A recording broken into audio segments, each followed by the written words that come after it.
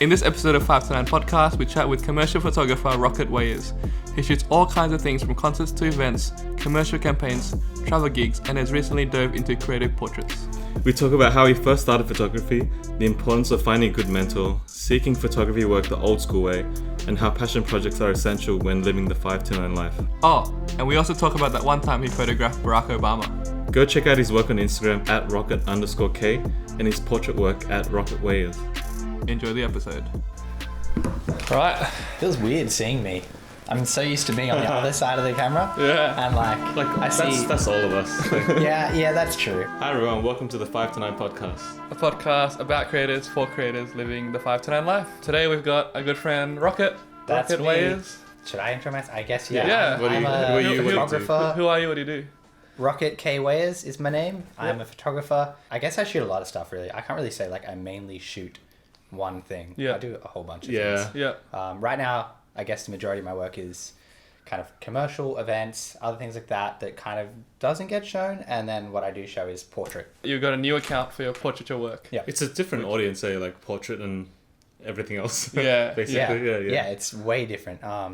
It's been really interesting as well, kind of jumping into something so different. I guess I've been used to trying to share and try and get as much attention as possible out of my photos. Yeah. If I'm talking about social, Yeah. outward. And then with this, it's kind of there is a bit of a stigma against being an influencer and being really targeting social in the world of fashion and portrait stuff. Right. It's more I don't know, I don't want to throw shade on either kind of areas. Yeah. But it's just I just noticed that there are people that can't get represented by agencies because they're looked at as influencers more than photographers. Right. In this weird gap. Yeah. And that's been really interesting. Okay. Yeah. How did you pick up your first camera? Where did you start? And how did you begin all this photography stuff? Way back. Let's start on the way back. Okay. I don't know. When were you born? Yeah. What hospital? No. I was actually a home baby. In a weird little... Oh, wow. Actually, wow. Really anyway. We don't have to go that far back. I was actually saving up I was 18 and I was saving up for a trip to Japan and I was I'm going to go to Japan by myself. It's going to be the me sort of taking a year out of school, in between going to TAFE. Yeah. And I saved up I don't know, 3-4 grand and then borrowed another 4 grand off of my brother and then 2 grand, I don't know how much. Yeah. I ended up with $10,000-$11,000. Yeah. As an 18-year-old little dude skating around, that was heaps. Yeah. And instead of going to Japan, I changed my mind and spent it all on a camera. And I bought a 5D Mark II. Yeah. Which Back at the time was worth 3.5, 4 grand or something. And a 70-200. Yep. And then a backpack or something like that. Yeah. And all that was $9,000-$10,000. So your first setup was a 5D Mark II and a 70-200. Yeah. Wow. When I first started, I was Shooting birds. aiming for That's photography. I didn't know how to make no one's really getting into the bird market these days. I don't know why. No, I really wanted to be a music photographer. So right. I was coming from a background of playing music, playing drums, and being in the music scene a little bit. Kind of been a bit of time since I was properly in that music scene, but it was kind of still a passion. Right. And I found that was a way that I was still able to take photos because I was shooting with a little film camera. So you picked up you started shooting first with a film camera and then you moved right. Yeah. So I kind of when I was saving up for my trip to Japan, I was shooting with this little AE1 and I just loved it so much that eventually I was that's a good little camera, Canon AE1. Yeah, it's a great little camera. It's and I had I bought it for $60 off of eBay. It came with, it was the dodgiest photo, and I was I'm pretty sure in that photo, that's one of those sweet 50mm SSC type ones, the early real good metal casing, 1.4 50mm after it was a great lens. And I think it is. And then I rocked up in the mail and I was I get it right. It was, which is worth way more than $60. Right. Oh, you got for $60.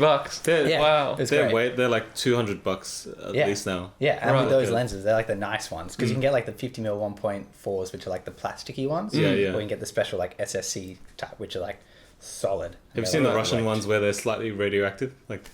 Yeah, I think that's part of that. They're the SSC. Right. There's 2 different versions. One that has a painted sea or something like that. And yeah, like Oh, they're wow. like Russian. Everyone says that there's some connection between Russian tanks and these. I don't understand. Gives you a I'm not better sure. picture, apparently. Yeah. apparently, When yeah. did you like? So from there, you realized you enjoyed photography and taking photos. Like, Yeah. I guess that's sort of the beginning of your photography. Yeah. Kind of I went to a festival, Pete's Ridge, right. and I shot a bunch of photos with this little like Canon A1. And I was like, Right. damn, this is good fun. This is awesome. Okay. This is Yeah. before I even had What year was this? any Would have been digital camera. 2007, 7, 8, 9. 7, Yeah. 6, Right. Yeah. And the 5D Mark II time. something. Yeah. like that. Yeah. Okay. Way before Yeah. Instagram and all that kind of Yeah. stuff. Yeah. Right. So yeah, then I bought the camera and then ended up shooting some music stuff with the 5D and the 7200. And my first gig actually was this, not paid, for a PR agency, and it was just a red carpet. It was just a red carpet shoot in a circus tent. I had no flash. I had a 7200, so I was only getting crops like this on like these like People's B-grade noses? like Australian celebrities. Yeah, it was yeah. like Fitzy and stuff like that. How did you get this gig? I just emailed a PR agency. I was like, hey, I'm getting into photography Yeah. and, you know, I'd love to do this. Happy to do it free. I just want to build my follow. Yes. Yeah, yeah. Yes. And they're like, yeah, sweet, just come along to this. And I actually still work with that PR agency like, to this day. Awesome.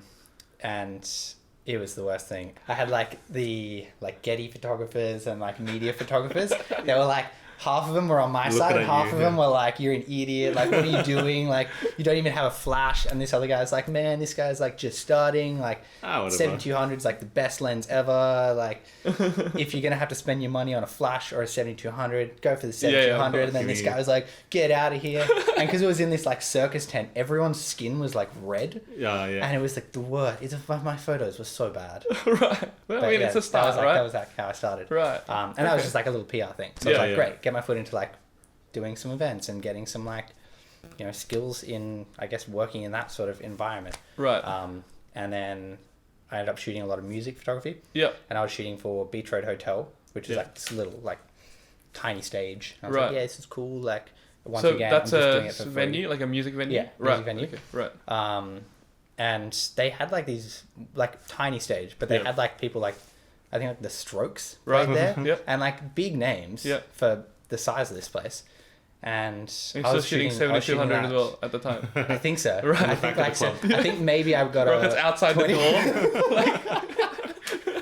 At least it was full frame. 7200s, like they use that a lot for concerts. Yeah, exactly. And that's kind of why I bought that. And then so I was still shooting for free. And then like after like 2-3 weeks, the people running that venue were like, okay, we want you back like every week, and we'll give you like $100 a night. And I was like, oh, making money from my photos. This is sick. Doesn't matter how much. How old were you though at the time? Like I was 18, like 19 or 18, something? 19, Yeah, I something mean, like that's that. a good start, right? Yeah. And eventually like I just got picked up by like a event company. Right. And I was just shooting like parties and stuff like that. And Right. music events and as a freelancer, I guess, festivals and stuff like that. And like it was all like, you know, decent pay for. I think the first time I met you, well, was it the first time? Like I was at that Samsung TV event. Yeah.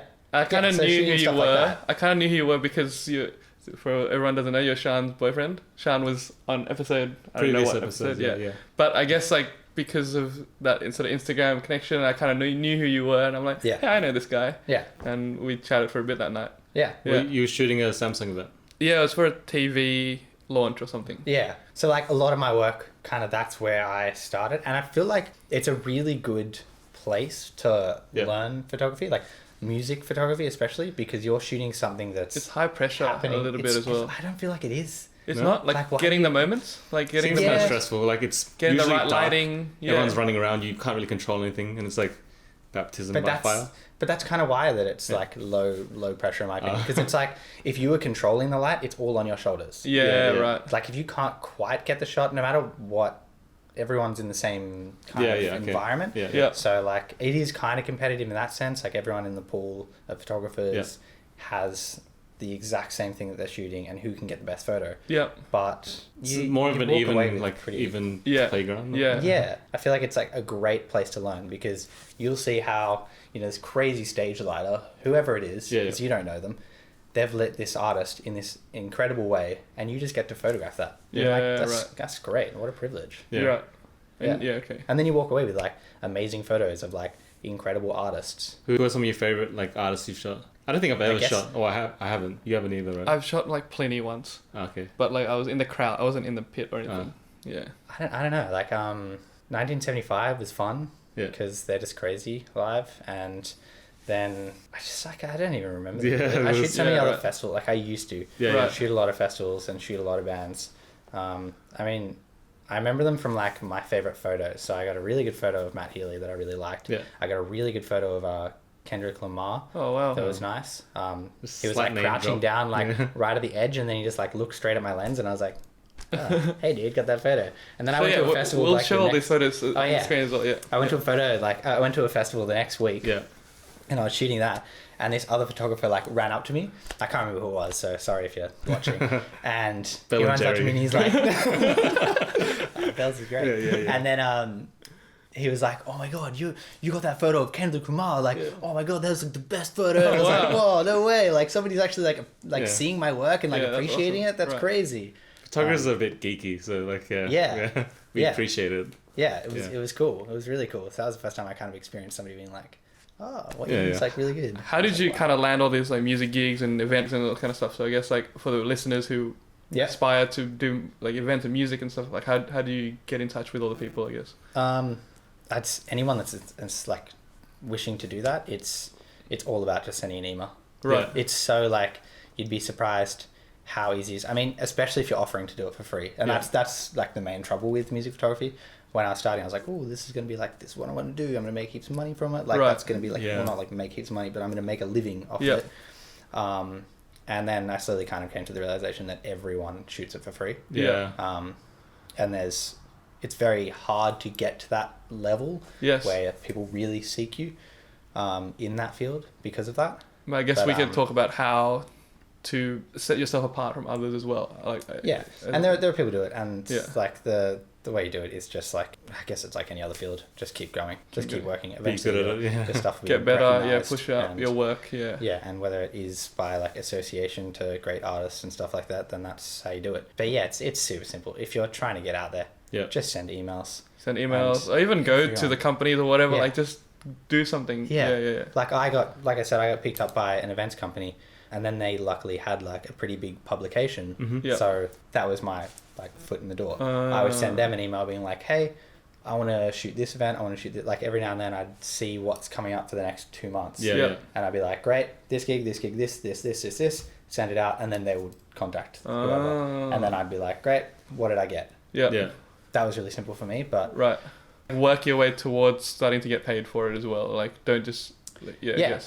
And you'll get like picked up by somebody that'll, you know, pay for it. Whether it's the artist, the management. I mean, Anthony. Jerry, he was doing a bit of stuff for Spotify, which was really cool. Right. Yeah. And that was kind of like the only close photographer that I knew at that time that was like starting to get paid by through like music photography and like solely music photography. Because I got paid by like a few events which were like music photography, but then I found that I would have to do like social stuff as well. So I'd have to shoot like people and like do the sort of party scene of it. I remember Anthony was just like going to a gig, shooting for the first 3 songs, heading out, and I was like sick. He was my first exposure to like concert photography. Like I remember he started doing all the big artists like Drake and like all those ones, and then he started getting shared by the actual artists, and I was like, wow. And then that was interesting. The bells ain't free hashtag.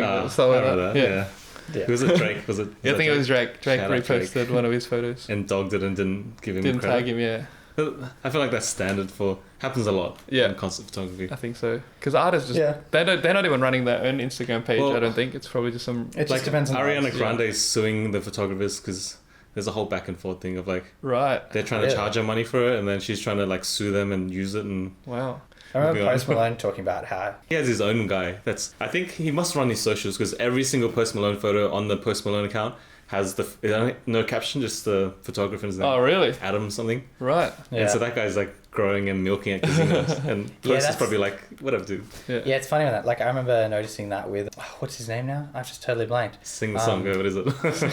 You know that like what? Macklemore. Yeah, Macklemore. Yeah, I remember he had like his photographer. And I was following him separately. And it was the photographer separately. And then I started noticing like Macklemore was in his photos. I was like, oh, that's cool. And then he just like grew. Like crazy. Right. Well, I was watching like a video of Justin Bieber's photographer, and he did a podcast as well, and he was saying that he grew like crazy as well.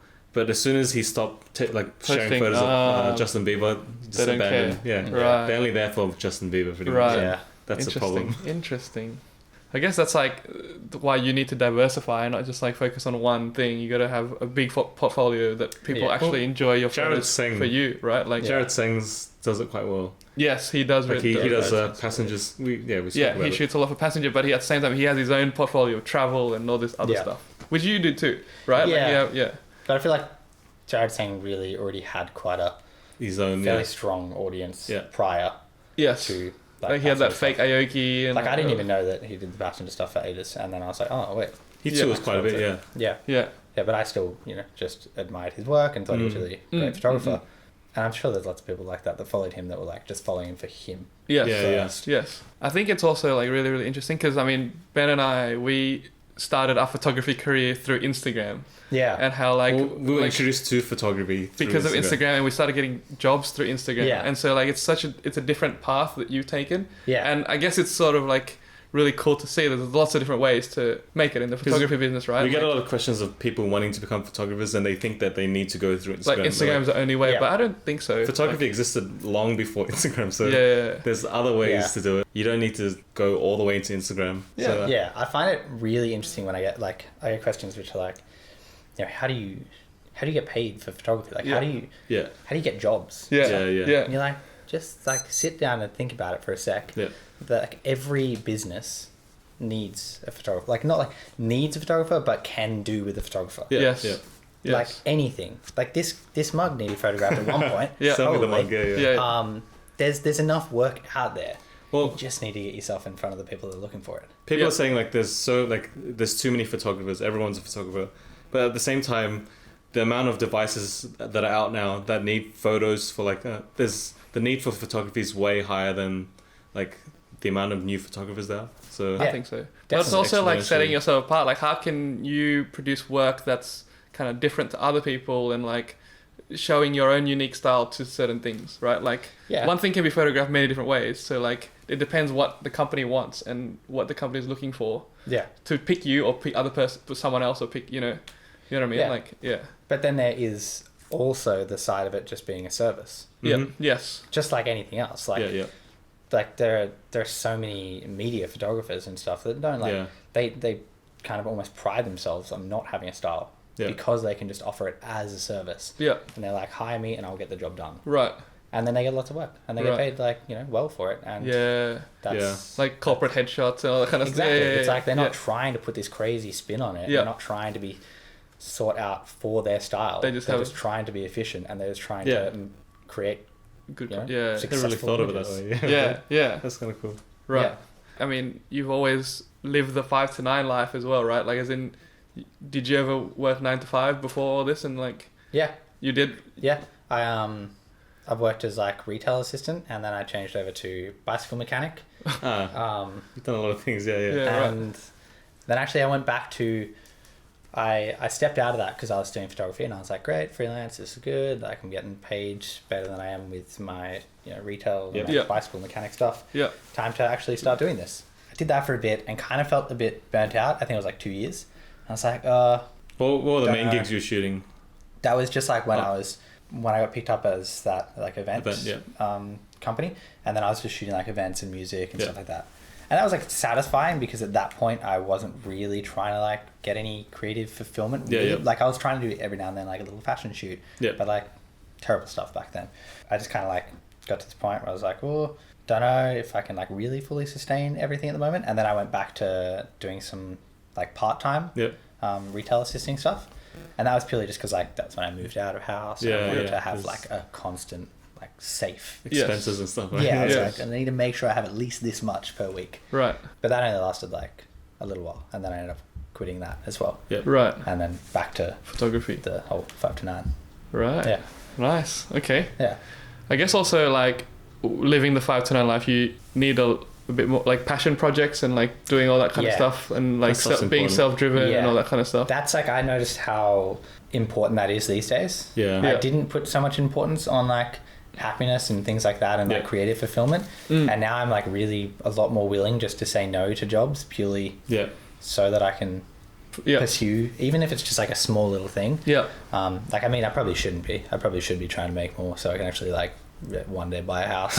But I've had a few times where I'm like really down and like really not feeling it, just because I haven't had any creative fulfillment. And I now realize how important that is. Right. Yeah, I try to schedule time off. You have jobs and stuff, but then I also try and have some downtime to catch up with other stuff, but also like try and do some personal stuff. Yeah. Because otherwise you forget why you're doing it, and then like it becomes a job. Yeah, it's important. Yeah. And this whole like stepping into portrait photography is really, really useful for me for that. Yeah, because I mean, so it's all like a experimentation of light, experimentation with like how to shoot the models and stuff. Yeah. It's like it's all a big learning experience for you as well. Huge. I'm guessing. Yeah, it's way different. It's really fun actually just walking out of like a shoot like that where you're like, oh, I actually like kind of built it from the ground up. Yes. You know, like I had this idea in the start, and not all of them like that. I'm not trying to take credit for any shoots that I've done with other people kind of as the lead of, you know, the creative. But like, you know, there are some that I'm like, have this vision or like this idea. And then now you piece it all together and try and figure out how to make that and like so how do make you it unique. Go about making one of those shoots happen? Like, do you reach out to a model first, or do you reach out to a makeup artist, or like that kind of stuff? Like, how do you? I kind of now have like my sort of go-to like team. Like an agent, modeling agency you go to. Yeah, I've got like two kind of modeling agencies that I'd go to. Stone Street was one of them? Yeah, Stone Street, and then I work with Vivian's a bit as well. And that's pretty useful. Because I can sort of tell them the idea and the sort of look or, you know, whatever I'm going for. And then also just having like the makeup artist and like bouncing off ideas. So I'd be like, oh, I really want to do something that's like this. Like I've seen this image, or I've like been really inspired by like these movies. Like, what do you think about doing this? Or I like go to reverse garbage and buy like a whole bunch of crap, and I'm like, oh, gonna make the sickest set out of all this. And then I like send all that to like, you know, makeup artist and stylist, and like start this big group chat, and we're like, oh, how long have you been seeing it come together? How long have you been shooting portraits for? I like it, but I'm not very good at it. I haven't done too much, so it's kind of difficult. It is really tricky. It's like there's a different sense of pressure that I find with it, which is pretty intense. And I've been doing it for like properly, probably the start of the year, like really focusing on it and actually like shooting it a bit more. So like 9 months kind of thing. Right. That was kind of when I like started up my new account and like started pursuing it a little bit more. Yeah, it's been really good fun. You traveled as well, like in the past. Like that's like you Africa and like all those places. Yeah, for a while I really, you know, tried out like doing sort of travel stuff. I teamed up with Tyson, who's a travel influencer. And then we used to go over to, you know, different countries and tourism boards and do a bunch of things like that. And that was good fun. It was definitely exciting. It was interesting seeing like the kind of influencer side that the influencer side of like seeing your images kind of blow up in a little like not like so you were shooting Tyson, like as in like he right. So he was kind of like the face of it. He'd be like the host. He'd be like his like client, like his project. And it's like his baby. And then I would be hired on as the photographer to shoot and do that stuff. And at one point I was doing a little bit of video, but we had another guy, Tim Seller, who was the videographer. So it was like 3 of us. We could give you, you know, all these amazing photos, all these amazing videos. So it's like the three, like a team of 3 that you travel around. Right. I was following your travels around. What places did you go to with Tyson and stuff? We went to Japan, Africa, like twice. So like South Africa and then like Uganda and a few other places. Where else? Hawaii. A couple of trips around Australia. There's been a few. Pretty cool occasions. Good fun. That was a pretty crazy story of Africa. That's pretty crazy. Okay, let's give a little bit of context here. I was robbed of all of my camera gear, and we were like held up at gunpoint. Crazy. in our hotel room. In Uganda, was it? Or in South Africa? Yeah, in Entebbe. Oh, Entebbe. It's been like 3 years. Or like something like that. It's been a while. And we filmed like everything. Like I've got footage of like I remember when I was sitting there under the sheet with the guy on the other side of the room and like pointing his gun, I was like considering pulling my phone out. And I was like, this is dumb. Like, don't do that. If this guy feels like I'm filming him while he's pointing a gun at me, like it's probably gonna piss him off. It's like, for the blog. It's not the best blog. idea. Yeah. But I was like, oh, it's interesting to capture this. Like, it is very like, it's pretty intense. Not many people will get to experience. And I was like, this. nah, it's fine. I'll just watch this. So I was like stuck under the fly net. Right. That's the crazy thing to happen. It was pretty intense. But yeah, we filmed like straight away as soon as we realized they'd left. Yeah. We were like, cool, pull the cameras out, everyone, let's document this. Everyone go to your corner and just do a piece to camera and talk about how you're feeling and what happened. And like for insurance purposes and for our own, like just capturing whatever the hell this is. Yeah. Let's just go off and do this. Wow. It was pretty wild, and it's pretty weird watching it back now. Like I watched it the other day when I was going through some hard drives. Yeah. I was like, oh my god, like my voice is like all quivery and shaky and stuff, and you're like, wow. like looking at the floor and there's glass everywhere, and you're like, oh my pretty goodness. much. But then you were saying also they stole your gear and you had to go to another country to get all the new gear. Like, in context, you were there for a job. Yeah. So you we were were there for a job, and it was the first day that we arrived. So like we hadn't even seen like the currency, like we had no idea what the money looked like, and they were like, give us your money. And I'm like, I got nothing to give. Take everything. Dude. Yeah, I was like, I got a camera bag, take that. And they're like, we don't want that. Pretty much, they were just like, give me the money. Yeah, right. And then eventually, they just picked up everything. But yeah, they took my passport and they took my Australian passport and my European passport, and they were both like separate. And I was like, don't worry, it's all good. You got my camera bag with my Australian passport. It's fine. I got my European passport in my jacket. And then he like left for like 3 minutes, and then he comes back into the room and just picks my jacket up and leaves. And I'm like, no! Like, I can't get out of the country now. Give me my jacket back. Yeah, it's like, oh man. But yeah, so I ended up calling. Yeah, I called Canon in UK because I googled and found out they were the stockist for Africa. Yeah. And it's like, hey guys, like I've just been robbed. I need to buy a new camera. So where's the nearest store that's going to sell me a 5D? Yeah. Like I got this full project to finish. Yeah. This is the first day we're here. We got 2 more weeks of this. Oh my goodness. And they're like, yeah, if you go to Nairobi, you'll be sweet. And it's like 2 countries away. I was like, yeah, no worries. That's cool. I turned around to Tyson, like, okay, we have to go to Nairobi to get this camera. They're like, oh no. And then we found out that the Australian consulate was in Nairobi as well. So we're like, cool. We've all got a reason. So let's fly over there, get some new passports, let's get a new camera, and let's finish the job. How long did it take you to get over there? The next day you went to Nairobi straight away. I think the next day we went to the Australian embassy. That was in Uganda, so that we can get a temporary travel passport, which lasts like 3 travels. Yes. And then that got us to Nairobi. And then Nairobi got us another temporary one that lasts 5 travels. Right. So then that got us back to Australia, and then that's when we got our real passports in Australia. It was like such a nightmare. Dude. I'm stressing out already. It was so stressful. It must have like affected your obviously mentality and your mindset when you're doing the job, right? It's like this is right. It was pretty intense. Good story. It was like I always sit in those scenarios where I'm like, this is a hell of a story. Like, this is bizarre. Yeah. And we stayed in the same hotel the next night. And we're like, what are we doing? Same room too? No, we specifically asked for like 2 police to watch our room, and like we had like security and everything, and we were like, we don't want to get robbed again, so we need some like security on this. I'm gonna sleep in the bathroom, guys. Yeah, it was full on. Yeah. Dude, and then but it was actually pretty amazing because we were there to do like Kilimanjaro. And after all of this, like we'd gone through a fair bit. We finally like summited Kilimanjaro, and we like all had this like really like zen moment where we were like, How long's the hike up? It's like 5 days, 4 days or something like that. Wow. Yeah. Okay. We can share some photos as well of Kilimanjaro and stuff. Yeah. Awesome. It was crazy.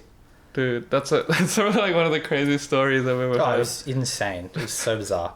But yeah, everyone out there with camera gear, get insurance. Yeah. Because that wouldn't have been possible if I didn't have insurance. Yeah. I was on the phone to my insurance company, and they were like, it's going to take about 2 weeks to process. And I was like, hell no. Yeah, like, right. all your testimonials on your website and everything are like, I got like my money like later that day, or like I went to a camera store like 2 days after, and then it was all replaced. You can't tell me about this. Like, I need cameras now. Because you're on job and there's time pressures, deadlines. Like, this is the first day of like a 2-week project. I need 15 grand in my bank now.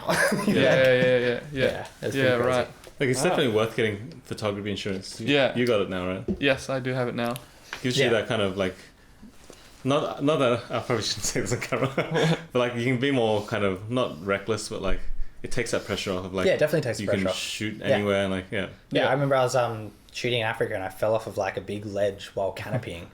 I landed on my camera, like smashed a button off and stuff, and I was like, I started laughing. I was like, well, looks like I have to call the insurance company. Like, that's a bit, like, it's bad, but it's an accident, and that's just what happens sometimes. And I mean, that's what happens when you put yourself in sort of hiking situation. Like, accidents might happen. Right? Exactly. And like now I always justify it because it's like that time that I did get robbed, that was like, it was like $15,000 worth of stuff. And that's what I had in my bank account. Like, that's what they had to transfer me. Yes. And like insurance is what, like $1,000 a year? Yeah. I can do that for now 15 years and it's paid itself off. Yeah. Another story, I guess. I mean, like, you were name dropping some bands and stuff before, but you actually shot Barack Obama once. Yeah. Oh, yeah. I thought that photo was fake, man. I know. Everyone was like a Madame Tussauds, I didn't even like reply to any comments on it because I was like, ugh, I'm not gonna deal with like everyone saying it's fake, but you believe what you want to believe. Yeah. My mentor, I've had a mentor now for like 4 years or something. Yeah, right. I was shooting just to tell the story of, you know, getting a mentor. I feel like it's pretty useful for any budding photographers. How did you meet your mentor? That's interesting because I've never I'm my mentor. Essentially, just trying to figure it out. How did you find him? And I was like the head photographer for Sydney Film Festival. Right. And I was managing like a team of like 4 other photographers. Right. And that was like a pretty wild big job. And then I was like the only one allowed on the carpet while like Robert Pattinson and like a few other like famous actors were there doing their signing, and they blocked off like the whole street. Yeah. And then there was one other photographer that was actually Robert Pattinson's like official photographer, or like the agency representing the actors together. Yeah. And that was James, my mentor, and he was like I didn't know his like level of success and like how like you can never judge a photographer. Is he Aussie? He's from London, like UK, right? And he's now lived here for a while. Like he's Australian, but like he actually used to be a royal photographer, and he's like done some crazy things. Wow, and he's very like established, quite prolific. And I had no idea. And I'm like sitting there like, you know, shoulder to shoulder with this guy that's like amazing. And I'm just like this like, I don't know, 22-year-old being like, hey man, like don't forget to like maybe shoot from this side. You can get like the stage, like pretty good angle. Anyway, I'm gonna shoot here. And I was like working with him. And I was like alongside him, and he was like, oh, who's this little kid that I'm gonna have to deal with? And he's I don't know, like 48 or something at the time. And then at the end of the night, he was like, you're actually like, you know, it seemed like you got your head switched on, and you know, you were getting some good shots and everything. So if you ever want to like assist or interested in anything like that, you know, hit me up. Here's my card. Right. And that was how I like made contact with him. And then I went to his house and sat down and like had coffee and chatted to him about mentoring and all that stuff. And realized that like in his house there was all these photos of like this ridiculous stuff, and I was like, so you didn't even know that did all this stuff until you went to his house. He's like shot the Queen. He's done crazy stuff. Wow. And yeah, it's pretty wild. And that was like an instant selling point. Yeah. Like you walk into that and you're like, oh, you want to shoot with me? Like, yeah, dude, of course. Yeah, like, right. It's crazy. How do you even go about doing like asking him to be a mentor? Do you just go, hey, do you mind? Happened, like, though. do you literally say, can you mentor me or something? Do you say that, or like? It was just a pretty natural thing. Like I was just his sort of assisting him and helping him like in the office with like simple stuff. Like pretty like, you know, some days it's kind of boring things. Like you're just organizing like content or like updating his website and doing things like that. Right. That side of it, like learning all of the back end side of like how to actually run your business and how diligent he is with all of like his expenses and everything like that, and seeing how to actually run. He didn't have an assistant at the time? Like as in like he had like some other guys, but then like, you know, everyone sort of cycles through them and like everyone sort of like evolve like and you realize when you need to move on and stuff. So like I don't sit in his office and do a lot of that admin stuff much anymore. And I'm like second shooter with him, and I'll shoot jobs for him. I used to do a lot more of that stuff. So anyway, so yeah, it's good. Get yourself a mentor. It's really useful. And obviously if it's somebody that you can like be friends with, then it's like there's no pressure. You're just like, great. I'm gonna, you know. It's good that he taught you the whole business side of stuff, because like that was a huge jump for me. Right. Like actually properly like backing up all my content like in a really organized manner, and like the financial side of the things. It was like such a learning process. Right. Because I learned how to back up my photos because I lost like 2 years of my photos. Because I was like, I have this like backed up at home, so I just delete and then go home. It's not there. It's like, wow. That's bad. Yeah. They were bad photos, so not that cut. But Now I have a whole system to kind of... Yeah. So it was through him. But then, so right. he's, I've shot, like, I don't know, like name drop, but like I've Name shot, drop, I've shot a bunch of like name drop all of them. pretty cool like jobs, and I guess it's not like name dropping, it's like brand dropping. Okay. But like shooting cool things, and like my first experience of like shooting out of a helicopter and stuff like that is all pretty much because of him. Right. Then he got this like job for it, which was like shooting Obama, and Right. it was for, I think it was for American Express. Right. Could have been. It was something. This like is like post Obama's. He wasn't He was his. that. No, he wasn't. president anymore. No. Right. Yeah. And He came to Sydney and he came to Sydney for a talk. Yeah. And it was for all of like the dignitaries and like Yeah. VIP customers of like Amex. I Yeah. think it was Amex. Okay. Maybe Amex must be it was kind one of loaded to bring Obama in. Yeah. Well, they are, man. They must Yeah. be. Yeah. And but yeah, basically we were the only 3 photographers allowed to photograph Obama in his time in Australia, which was like, that was just crazy in itself. Yeah. Everything was like tinted windows. Everything was like, came through a back door, had like a dummy vehicle. It was like crazy. It was like what you see in movies. Wow. As soon as he walked into the room, we did this at the Art Gallery of New South Wales, and we set up like a studio in one of the spaces in the back. And he came through the back door, and it was like, as soon as he walked in, he just like owned the room. Yeah. It was like he's exactly a very charismatic guy. Oh, Yeah. it's amazing. Is he taller than... He's like a bit taller than me. Yeah. He's not like that much taller I than think me. he played So it's college pretty basketball or nice. something. He's like pretty good at basketball. One of the more charismatic like American presidents. How did you go about like asking for a selfie? Were So, you like, nervous? Obviously, like in that scenario, you got to be as professional as possible. Yeah. And like, it was just, I didn't ask at all. It was just cool. Thanks very much. You're a legend. All good. As professional as possible. And then he was just like, we're wrapping up. He's like, oh, do you guys want a photo? Got to get a photo nice with guy. the photographers. Yeah. And I was like, of course. knows. Like, He who's knows. gonna? Yeah, exactly. I'm sure he does this with everyone because he knows. He seems like a And, very like- genuine like guy, and like he's nice. Like, Yeah. Yeah, and their whole team as well. Like, what are they? Like SAS? What's the... I don't know. Secret Service. Yeah, the Secret Yeah. Service. Everyone was like super nice. Yeah. Like they were stern, but like obviously they're Secret Service. They have to be. But it was like actually a really like one of the more comfortable studios. But even like I don't know, when you surroundings I've see been in. like Michelle Obama on like Ellen or something, Yeah. it's you can tell they're like genuine people. Yeah. They're like really nice. Yeah. Like I remember this guy brought up like this apron he wanted to get signed, and it had like this kind of weird logo, Yeah. and like it kind of looked like a penis. It was really weird. And then Obama like makes a joke about it. yeah, He's yeah, like, yeah. "What the hell is this?" Oh no! And then like throws it to his other like kind of agent, Yeah. who like checks it and Okay. sees it for like approval for any photo. But it was just a logo that had like a script writing that was like, what the hell is this? What am I signing? But he like joked about it, and it was like really great that he kind Yeah. of joked about it and like was all cool with it. And yeah, that was the sort of thing that you see with Obama. That was just like, oh, you're so like friendly. It's crazy. Yeah. Wow. What sort of future things are you working on right now? So you picked up the Blackmagic 6K recently. I did. Getting into video. I'm stepping into video, kind of. Like I've always done bits and pieces of video, but I've never really done it in a like what is it like kind of like with event stuff. Like it's Yeah. on the sort of back burner there. Like people don't really see it. Yeah. It's always just straight to clients. Right. I think I bought that 3-4 weeks ago or something Yeah. like that. Yeah. I've probably already done like 6 jobs with it. Oh wow. And that was in like the first like 2 weeks. Wow. Okay. Filmmaker officially. So, like, So yeah, like going into it pretty hard out, like pretty deep What into it. sort of stuff are you shooting? What sort of video are you shooting? It's been like event stuff.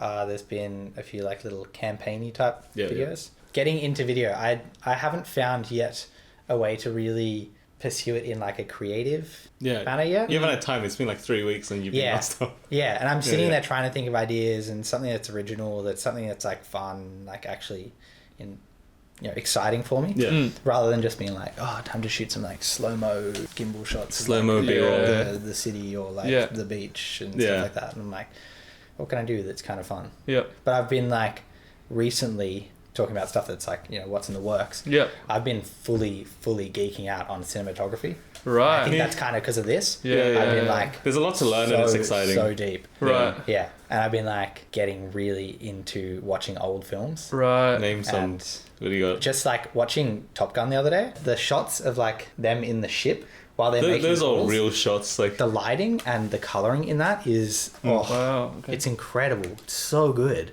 all the plane shots for Top Gear, like Top Gun. Yeah, Top Gun. Yeah, so they're all real. So like Yeah. now you do CG. You don't even need to be in the thing. Yeah. But all those ones are kind of crazy. We were talking about to Elaine as well, and said she's recently got into like cinema stills and stuff like that. Like looking at, there's a website that she said, I don't know, I forgot the website. Something. No, it was a filmstills.com or something that has like different stills from different movies, and you just like you can tell so much from a still. You can like there's so much story behind. You know? There's this crazy, like, I've just been noticing, like, the level of detail and effort that goes into, like, cinema lighting. Yeah. Comparison just to, like, a photo lighting. Yeah. Like, stills photo lighting is pretty amazing, and you've got great photographers that are doing, like, incredible stuff. Yeah. But, like... The scene's moving and changing and evolving, like, before videos. But so even just as, like, you can grab, like, one still frame out of so many great movies, and it looks... more incredible than so many photographers still photos. That's true. Which I find amazing. Like when they have to deal with, like you said, like so many moving parts of this whole project, and they can still just make such an incredible image. Yeah. There's an Instagram account, I'll show it, but like he pretty much just takes stills from like very iconic stills of like it's kind of amazing. Right. Yeah. Very cinematic.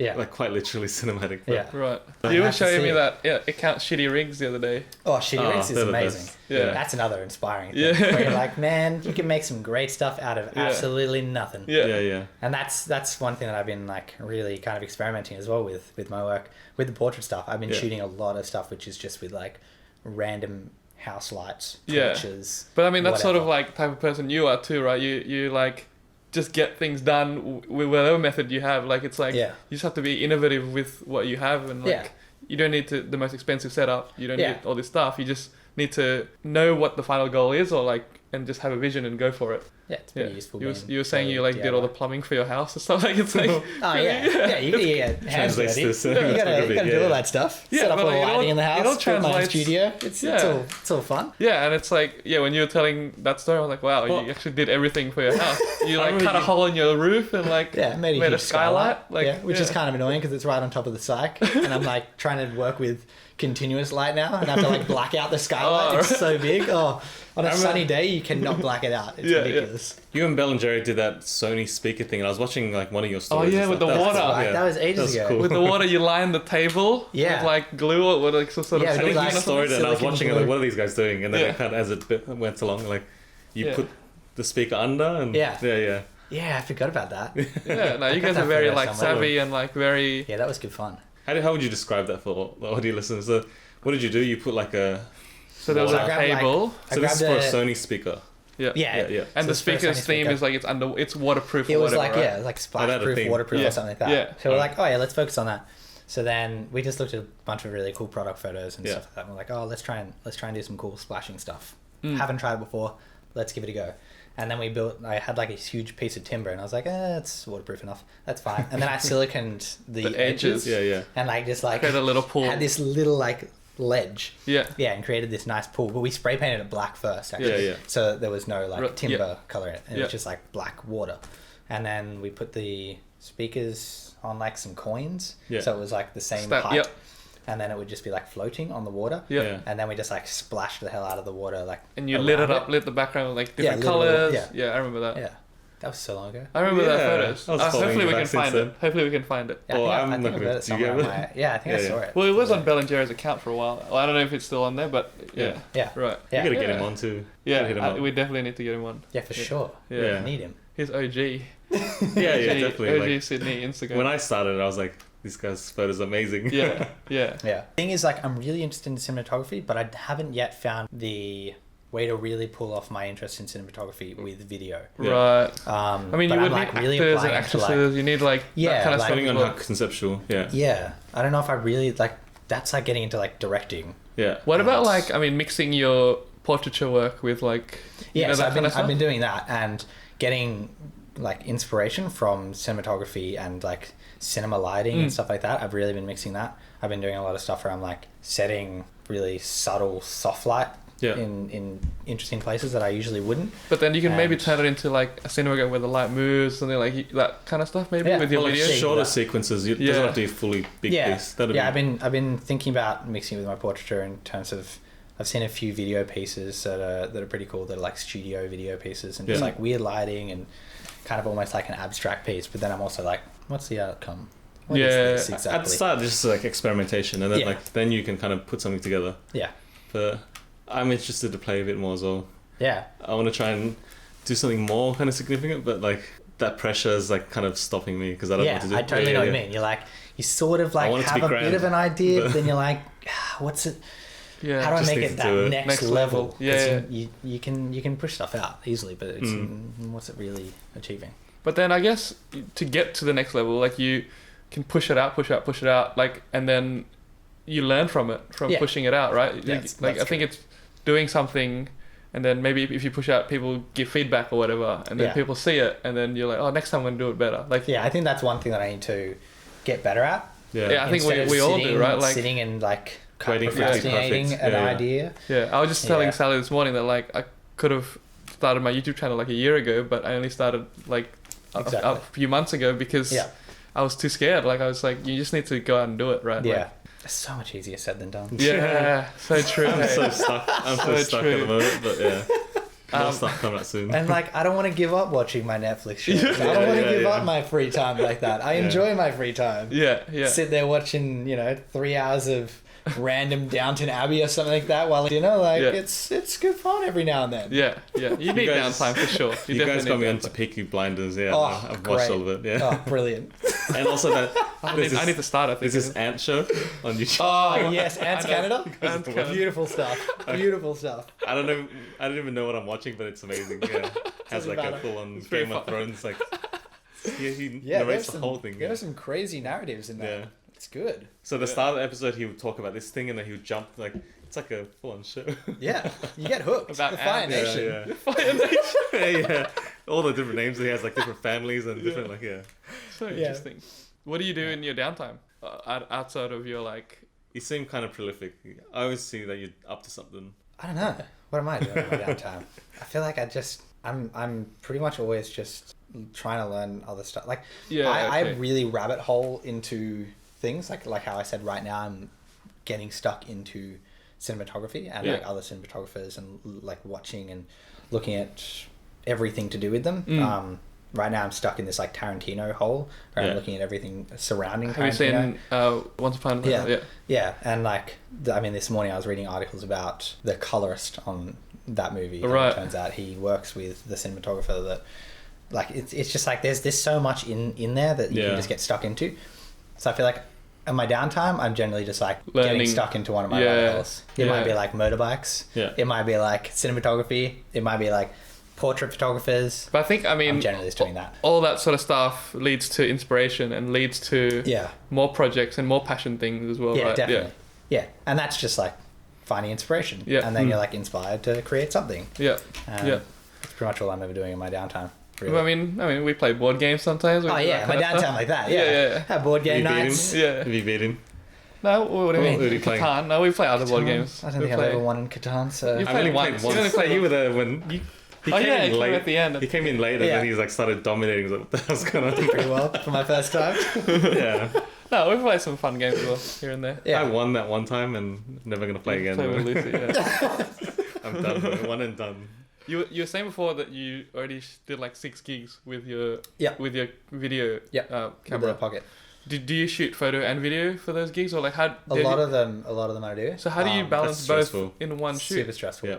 I generally try and tell my clients straight up that it's like we're gonna lose out on one. You can't tell me especially if it's an event. Yes. Where something's happening. Exactly. You how do you go like that. 2 hands? Like I have had before where I've just been like, cool, gonna set this camera on time lapse, and then you're like, there you go. There's your one wide shot of that thing happening. Oh, it's like I'll give you that video later, right? Yeah. While I'm focusing on video, because predominantly video gets the focus. Priority. Yes. Yeah. Just because.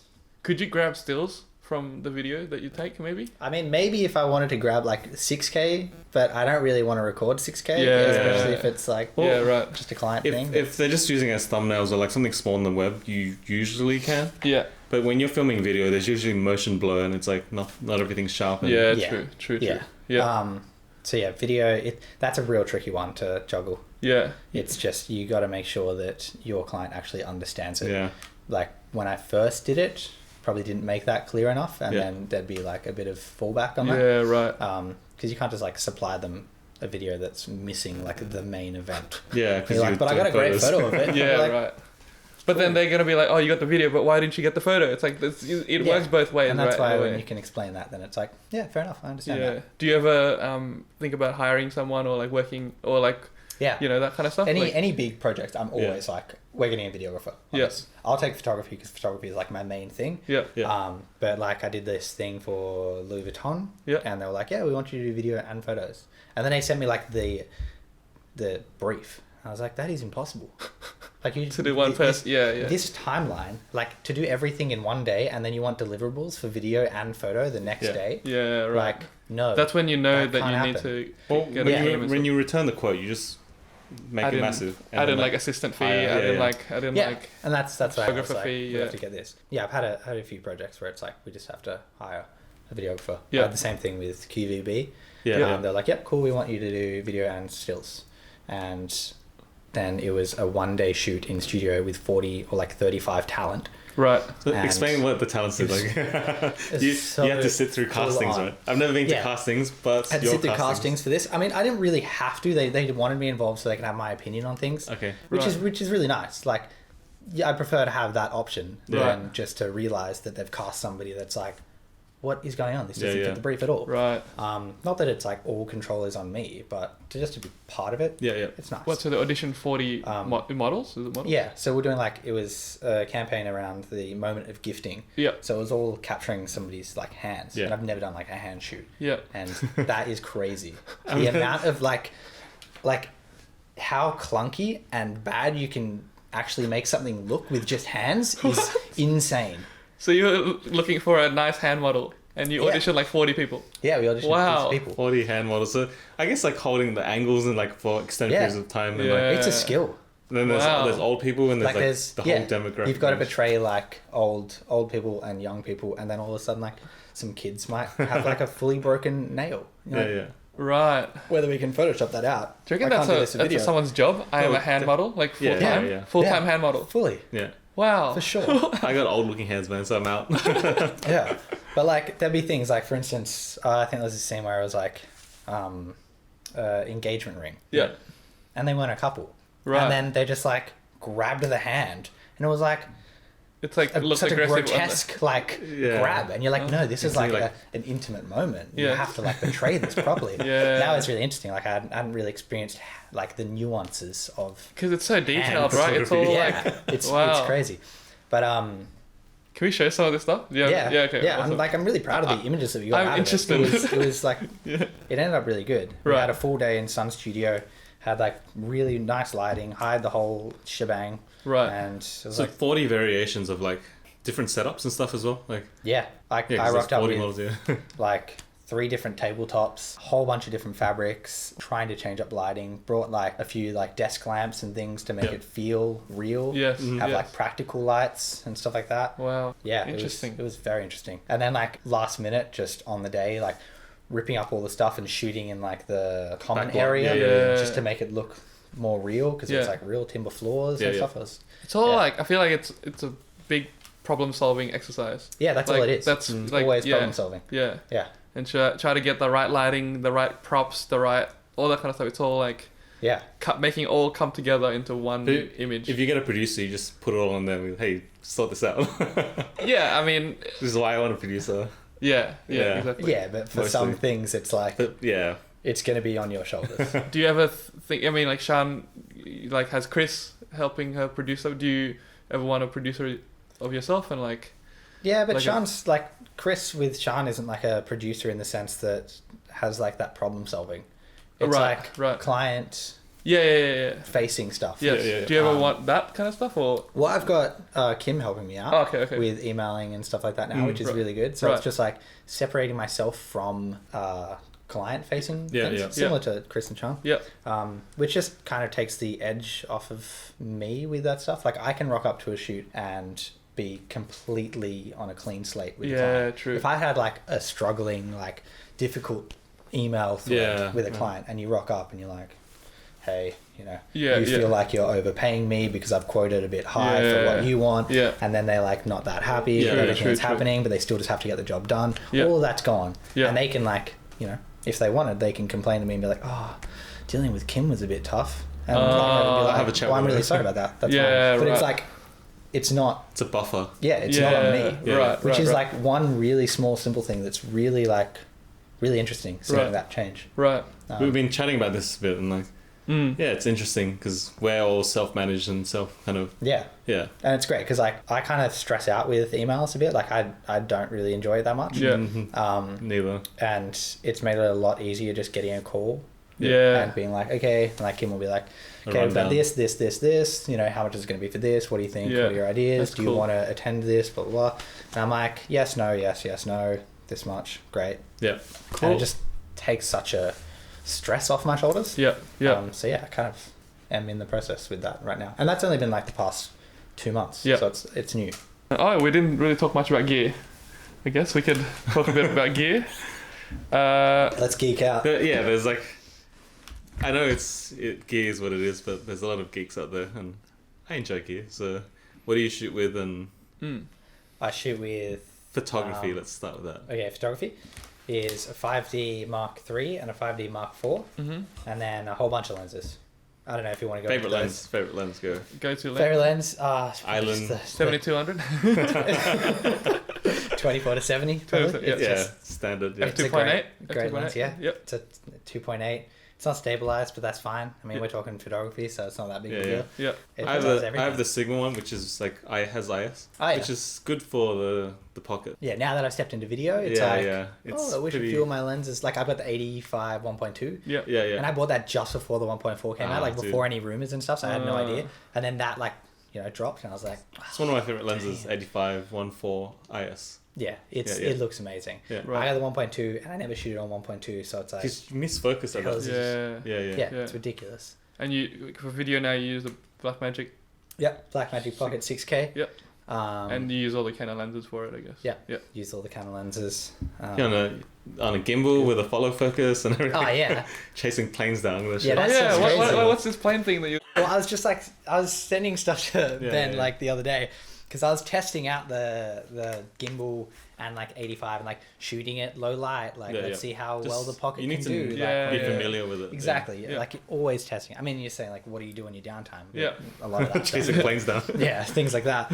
And yeah, I was just testing it, and well, it's like outside your house because you live. I live like right under the flight path. Yeah. So I was like, let's see how like with the crop factor of the 2.6 when you're shooting at slow-mo. Yeah, like when you're shooting at the 1200K, whatever it is. Yeah. Yeah, it's like it's What so lens are you zoomed using? in. So like a 70-200 at 200 becomes like 520. Like it's ridiculous. Yeah. So you like crop right in there. Yeah. So I was like, oh yeah, I'm like directly under the flight path, and you're like straight into like the windows. Like it's so zoomed in. It's crazy. What? So you can Which see is the really windows fun. of the plane and stuff. You can like Like get right imagine in there. 500 mil like under the plane like that. Yeah. Wow. It's Yeah. crazy. Wow. I'm like cropped into like the wing, and that's But like it. you shoot it slow man, it looks cool. Like it looks smooth. And then I'm like, well, I wasn't on a gimbal with a 7200. No, that ain't working. But I was on like the 85 with a gimbal, and it's like this nice smooth shot, and it's like 85. I want to have a look at this. It's crazy. Let's have a look at this. Yeah, it's Pretty nice. It's pretty wild. Okay. But yeah, that's just like a little test. Right. Okay. Little fun night project. 9 to 5. So yesterday we asked you guys to ask Rocket some questions, and let's go through some of them. Life of Kenta asked most underrated country for travel. Most underrated country for travel. Where's the more interesting I place haven't you've been? been to like so many places. I guess like if you have to pick, Africa you've been to Africa and like Africa's amazing. Yeah, it's cool, but I wouldn't say it's like an underrated. Like lots of people go to Africa. That's a huge one. Yeah. I mean, they've got like photography safaris. Yeah. Purely photography. How about favorite country you've been to so far? You've been to quite a few. We're all just countries. Japan. What are we gonna say? Let's all say it together. Japan. Like, it's like place is amazing. How everyone chooses Japan. I'm very interested in New York because I'm going next week. So like I'm gonna compare it obviously with Tokyo. It's like how do we? Well, I was there like 4 weeks ago or something. Yeah. And it's very cool. Yeah. It's very good. It's like in the way that in Japan you can just walk, just explore, Yeah. like do whatever. in New York, you're like, I don't know, I didn't find myself like trying to get to a particular spot. Just wondering. I'd just be like, I saw your story, like, guy, what the hell was going on? The laptop. Huh? The laptop? Oh yeah, I lost my laptop in New York. Oh, there was... Got that back. Okay, so you can... There was that, but also there was like a fight in the middle. Oh yeah, the big street fight. What? I didn't see the street fight. That was a bit odd. I was just walking around. And then it looks so casual, like it just happened to come across. I was like, whatever. First stop, by Chloe. Let's see how good this place is. Oh shit. How do I turn this thing around? What is going on here? Bro, stop fighting, mate. Stop fighting. Jeez. Oh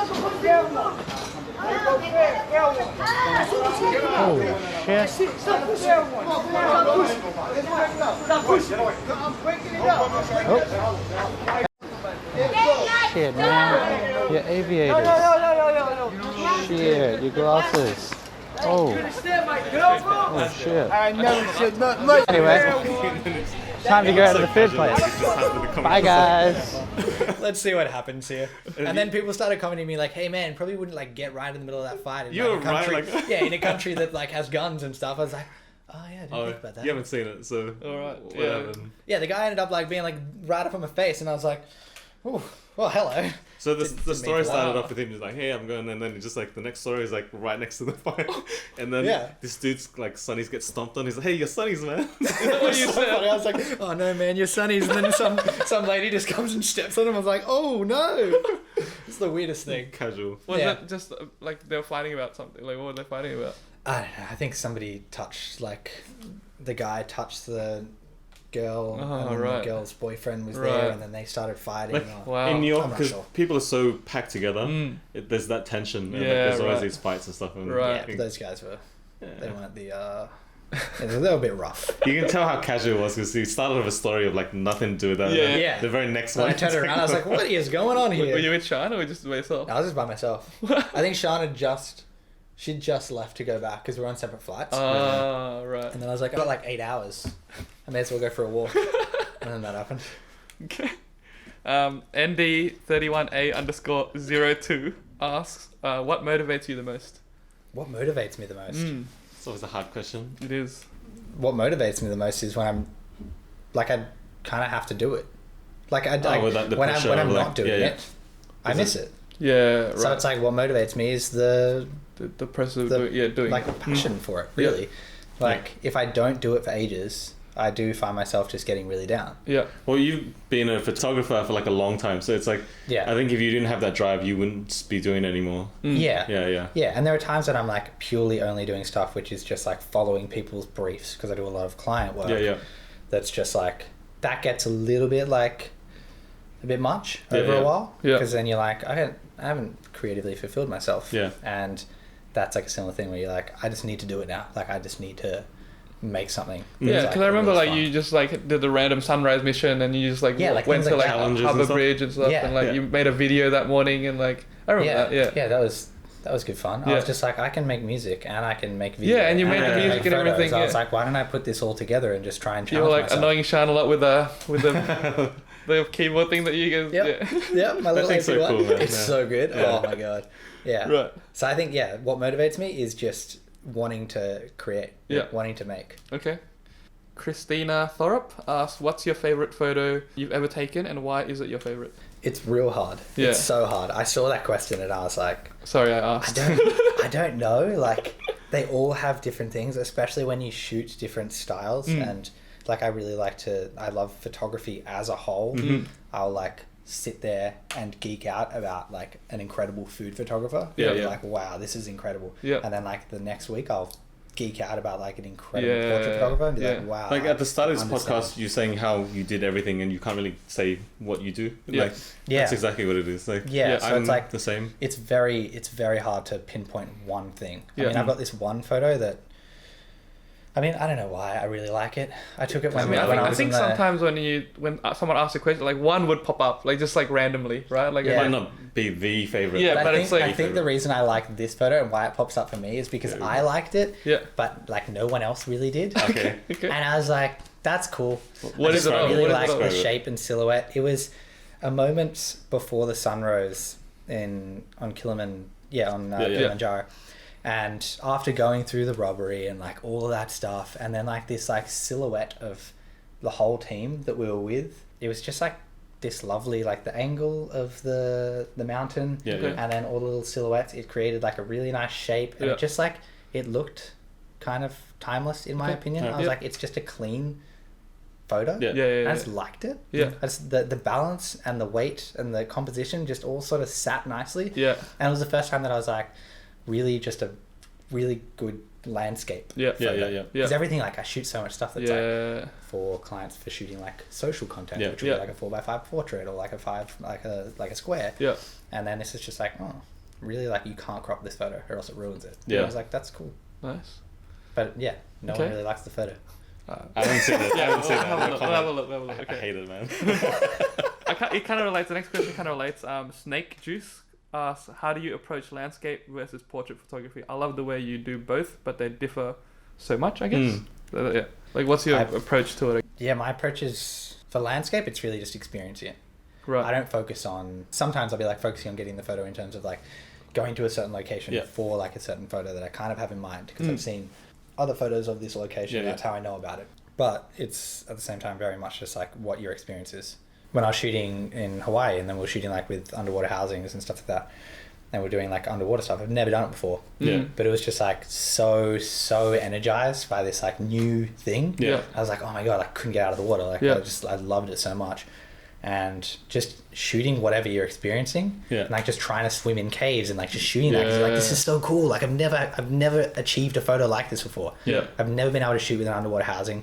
I've never been like free diving like this. Like this is such a new experience for me. Capture that, and then you're on this huge mountain range, and you're like, this is amazing. I'm gonna experience this. Like I want to capture that. So it's just like for landscape stuff, it's just like trying to achieve new experiences and photograph those experiences. For portraits, it's like try and think of an idea and a visual outcome before you've shot it. Which is totally different. Yes, completely. I've never really thought about it. But I got to put more thought into that as well. But like it's similar to what Elaine was saying last week of like planning versus just showing up. For portrait photography. And I find that really interesting. Like I've got a lot of my sketchbooks are full of drawings of my photos before they're photos. So cool. You can play music, you can draw, you can take photos. Man. I used to draw heaps. That was like what I wanted to do. Actually, when I first met Sean, we actually met in an art class. In high school, right? Yeah, high school sweethearts. Like Are you a better drawer than her? Of course. Well, I've seen you go through like drawing challenges with Sean. Oh yeah. And I was like, I didn't. This is the first time I saw you draw. Like the first time I seen the challenge, and like. You're going up against Sean. Like, that's a job. It's like, but you did well. Yeah, your stuff's pretty good. Thank you. You can, like, stand up to it at least, so that's kind of... A little bit. Do all right. No, I used to... That was what I wanted to do when I was younger. So, like, up until probably, I guess, like, I was about 18. I was like, I'm going to be an artist. And then I just found that little film camera, and I was like, ooh, this is pretty good. Nice. Do you still shoot film? What, there's a film question? Oh, yeah? Might as well leave it for the question. Yeah. Okay, we'll ask a few more before that.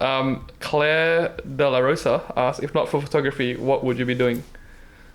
Drawing? Yeah. Oh, probably music, actually. Music? Okay. As much as I say, like, I used to do, like, I also, like, really had this big passion for music, and I still have that in a weird way. Like, I see other music artists, and that's one thing I found really challenging with shooting music.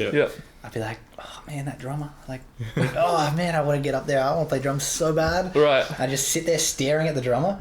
What do you play? Drums. Drums.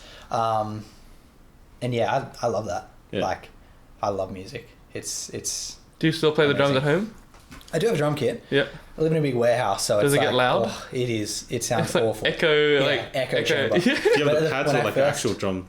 No, I like actual like drum. Yeah. The first week that I moved into the warehouse, I was like, sick, I'm going to be playing music all the time, live in an industrial area, it's going to be awesome, I can be as loud as I want. Set the drum kit up, and like 20 seconds later I was like, oh my god, pack this down. That sounds awful. You'd be like, hit the snare and it's like and then you play a beat and it's like distortion. Wow. Like, oh, this sounds terrible. Right. And I just couldn't be bothered to like, blanket it off and soundproof it. Mel Tim.Lee asks some general photography tips people can use to make their photos look more profesh. Some general tips. Yeah, I guess. If you don't own a reflector, buy a reflector. Yeah, I need to learn all this kind of stuff of you, like lighting, reflectors, and I don't own one. Yeah, that's crazy. Reflectors are like, that's why it's like, that's why I always find it crazy when people don't own reflectors, because it's like, you're not investing. Yeah. It's like $30. Yeah. Like, they're amazing. Yeah. Like, I've done food shoots, and like I've done shoots where I don't need any other lighting. I just bring a reflector. Yeah. And it's like, the quality that you get out of that is just insane. Play with diffusing light. Yep. And you'll notice that, it's like, I guess I'm kind of thinking right now mainly portraiture. Yeah. If you're doing portrait stuff, really play with soft light and get yourself a reflector, because you can really... I'm going to buy one. Yeah, Convince you can really me. experiment. It's like... I remember once I used my mum's, you know how you can fold those like car windshield things? Yeah. It's white, so it's like, unfold it and it's that's like pops great. up. Yeah. And like you realize that it's like, this one sheet, or like this one reflector, this piece of white is changing this photo so much. And then you like put that into practice with other things, and you're like, we're going to shoot this over here because there's a white wall. And then you start like seeing the way that light bounces and works off of things. And have a better understanding of light. Becomes like a little, tool in your belt. Think for me, try different compositions. I mean, this is probably more like architecture or landscape, I guess. Like if you see something, try to frame it in something, or like just try to do different things and don't just shoot the thing for what it is. Try to look for different angles and find different places and explore more, I think. Yeah. I have a tip. What's the tip? Fire away. So you need to be careful with the edges of your frame. Yeah. Because like if there's a little white piece of thing, like it's even more distracting when it's on the edge of your frame. So just like the way you crop, just I watch the remember, edges of your frame. I remember that was something that I picked up with when I had a mentor. Yeah, I thought like that's an old school thing to say. Yeah. It was just like every now and then, be like, would you like to show me some photos you took for like this job or XYZ and stuff? I'm like, yeah, great, cool. And we'd sit down and he'd actually like go through them and like portfolio review you almost. Yeah, he'd like review them and like critique all these parts. It was like really useful for me. Right. And there'd be little things where it's like, there's like this line that's kind of just a bit distracting. There's this high key point that's just a bit, and all that stuff. Make sure that there's no like poles behind people's heads. Like tree heads. They sort of sound like obvious perspective after a while, errors, but like when you're starting, you really like you forget you just don't notice it that much. Yeah. Okay, we've got two more questions. Tim Kruki asks, how do you feel confident with something you have made? Hi Tim. Tim's a good friend of mine. Hi Tim. How do you feel confident? I mean, I feel like I struggle with that all the time. Yeah. I'm proud of something that I make for the first little while, and then I'm not proud of it. You give it a little, and then you think about it more, and like it happens. I get over my photos very quickly. I sit there talking to Sean, and I'm like saying how much I hate this photo, or like this or that, or like I'm not proud of like so much of my work, and she's like, "What the hell? Like, what do you mean?" Like, I think it's also, so good, but it's like I feel the same way too. But like, I go to a location, shoot it, and I think this is amazing, right? And I come back, it's like, it's a little bit boring now. Like, but then I show Lucy, and I'm like, "Do you think this is good?" And she's like, "Yeah, that's really cool." Like, I think it's because you're looking at it so much and you know about it that like people like that you don't excite. It doesn't excite you as much anymore, but it still excites most people out there, I guess, right? Like, and like you've been looking at it for like 3 hours editing random stuff. Do you, so like when you go to a location you shoot, do you like edit straight away? I always try to give it some time, so I'll shoot it and like I don't want to edit it when I get home, because I want to have enough time to separate the emotion of that day. Because if I go out and shoot something and I had the best time, it might not mean that my photos are great. It's just I feel great because I had a great time. So then if I give it a bit of time, it at least separates that immediate kind of emotion. I guess there's two schools. I mean, you could be so excited that you can't wait to edit, right? And there's two different ways. But I guess like leaving it for a bit also helps too, like because you kind of it calms your like feelings about it a little bit as well. I feel almost the opposite. Yeah, that's straight away. Because I'm like, edit it while you're excited about it and while it's still like fresh. I mean, you shot it for a reason. Yeah. Like why else would you have shot it? Like you're going to shoot things that you like, and then edit it while you like it, because I'll like go through and edit so many archival things. What the hell was I thinking? That's like, you can re-edit it in the future when like, because I re-edit stuff all the time. It's like, I could have done this better. Like you can re-edit things all the time anyways. Like it's okay. So Tim, I guess I just don't really have an answer because I don't always feel confident with everything that I put out or shoot. But I think there's also a little bit of like, sometimes you have that like feeling like this is sick. Like you just like, those moments where you're like, this is so cool. Like, you know. Yeah, there are ones you're so excited to put out. Yeah. That's all my work. This guy. Yeah. I don't make mistakes. Next question. That question's easy. Yeah. Last one, Liam AJ Walter. Favorite film camera? Go. Favorite film camera? Pentax 6.7. Well, that was quick. Is that a medium form? Yeah. Sounds like. Yeah. With a I mean, wooden like handle, I haven't used, you know, all the film cameras. Yeah. But that's my favorite that I've used, and it's got pretty high reviews in comparison to, you know, great film cameras. Right. So I feel pretty strongly. So it has 2 wooden handles and it has like a triangle. Is that the one? Yeah, you can get like the wooden handle attachment. It's got one, but like, you know, it doesn't always come with that. The one I managed to grab, I bought mine from an antique store. It was like tucked away backwards in the corner of this like room, and I was like, "Is that a 6.7?" And I like, scurry on over, and I'm like, "Oh my god!" And Did you try and play it cool when you bought it? It's like, yeah, it's nothing. No, because at that point I'm like, I got this. This is in my hands. Like, obviously somebody's seen this and tried to hide it away. I'm buying this, but at the same time, it's like as is. Right. I'm going to buy this for $350, and $350 for that camera is like medium formats are expensive. That's yeah. a good one. Yeah. Right. What sort of film do you like? Do you experiment with different films or like? Yeah, I'd shoot with whatever I can get my hands on. Right. I just like to see it. I'm really slow with film. Right. Because like everyone says, you take more time with film. You appreciate, you know, the photos you're taking. Yeah, Do you develop them yourselves or do you? No, Right. I've done that. No chance. Right. I do want to experiment with that, but haven't yet. Right. But yeah, I'm really slow. Okay. Slow is in, what do you mean slow? Like You think about the photo you want first before. Yeah, in New York. You don't just keep snapping. Yeah. Yeah, when I was in New York, I took, I think, 16 photos. Yeah. Yeah. And it's like they're my photos. Like, I still got a roll in my camera, which is.